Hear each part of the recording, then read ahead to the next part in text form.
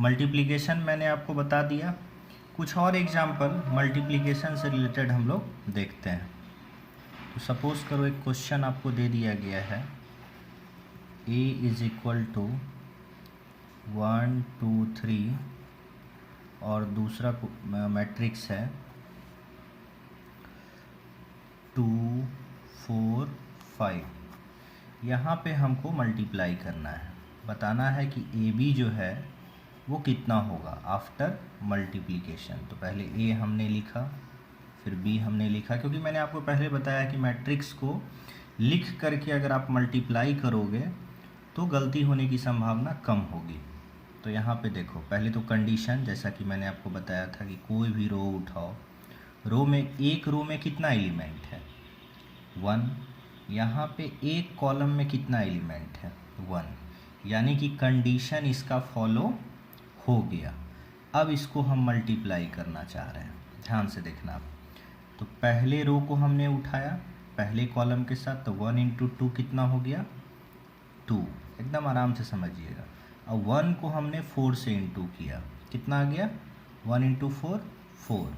फिर हमने इस 1 को 5 के साथ इंटू किया, कितना हो गया 5। ठीक है, यानी कि फर्स्ट रो को हमने बारी बारी से तीनों कॉलम के साथ मल्टीप्लाई कर दिया। अब मैं सेकेंड कॉलम को लेके चल रहा हूँ, सेकेंड रो को लेके चल रहा हूँ और बारी बारी से तीनों कॉलम के साथ मल्टीप्लाई करूँगा। तो 2 2 जा कितना हो जाएगा 4। ये पहला एलिमेंट पहले के साथ हुआ, ठीक है।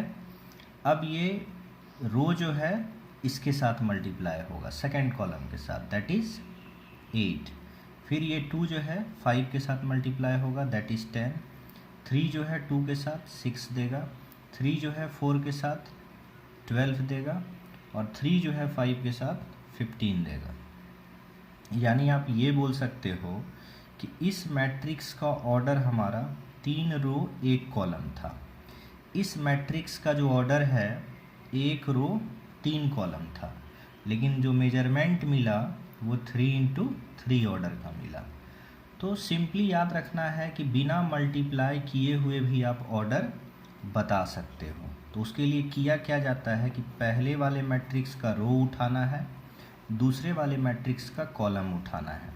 ये जो न्यू मैट्रिक्स मल्टीप्लिकेशन होगा, न्यू मैट्रिक्स जो ए बी मिला, इसका जो ऑर्डर होगा ये हमारा 3 इंटू 3 होगा, क्योंकि ये वाला पहले मैट्रिक्स का रो 3 है, दूसरे मैट्रिक्स का कॉलम 3 है। तो पहले वाले का रो उठाते हैं, दूसरे वाले का कॉलम उठाते हैं, तो डायरेक्ट बोल सकते हैं कि मल्टीप्लिकेशन जो होगा वो 3 इंटू 3 ऑर्डर का मैट्रिक्स देगा।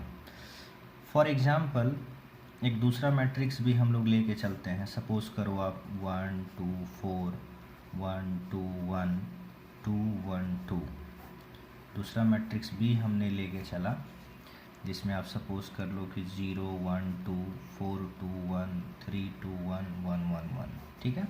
और आपको बोल दिया गया कि ए बी का ऑर्डर क्या होगा, ये पहला क्वेश्चन पूछ दिया गया। दूसरा आपसे पूछा जा रहा है कि बी ए का ऑर्डर कितना होगा, एकदम आराम से समझना है। तो सबसे पहले तो मैं अगर ए बी लेके चलूँ, तो पहले इस मैट्रिक्स की ऑर्डर आप देख लो, कितना रो है भाई 3 रो है और 3 कॉलम है। इस मैट्रिक्स का कितना ऑर्डर है 3 रो है 4 कॉलम है। तो पहले का रो उठाएंगे, दूसरे का कॉलम उठाएंगे। तो यहाँ पे जो ऑर्डर होगा ए बीज ऑर्डर इक्वल टू पहले का रो दूसरे का कॉलम 3 इंटू 4 हो जाएगा। और कंडीशन भी देख लेते हैं कि मल्टीप्लिकेशन होगा कि नहीं, क्योंकि डायरेक्ट आंसर बताना सही बात नहीं है।